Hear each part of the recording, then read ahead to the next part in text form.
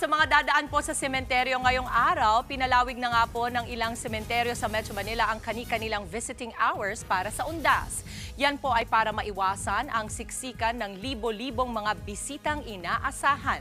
Nasa frontline ng balitang yan si Dave Abuel. Dave? Nag-adjust na ng oras ang ilang mga sementeryo sa Metro Manila para sa pagsipa ng mga bibisita sa kanilang mga yumao ngayong undas. Ang Manila North at South Cemetery bukas mula alas 5 ng umaga hanggang alas 7 ng gabi. Hanggang Linggo, November 3 po yan.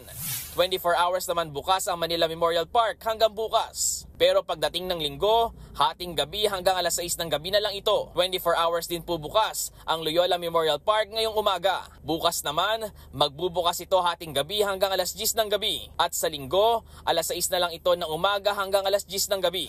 Para naman po sa mga dadalaw sa Parañaque Catholic Cemetery, alas 6 ng umaga hanggang alas 6 ng gabi ito bukas. Alas 6 ng umaga hanggang hating gabi naman pwedeng dumalaw sa Pasay City Cemetery. 24 hours naman tatanggap ng bisita ang Pasig Catholic Cemetery ngayong araw. Pero bukas, 6 a.m. hanggang 10 p.m. na lang ito.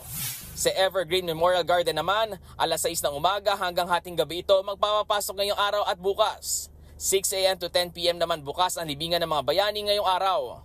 5 a.m. to 10 p.m. naman ang Heritage Park hanggang bukas. 24 hours naman ang Pasig Cemetery ngayong araw, habang 6 a.m. hanggang 8 p.m. na lang ito bukas. Pwede naman pong bumisita sa libingang panglungsod ng Muntinlupa, 6 a.m. to 8 p.m. ngayong araw.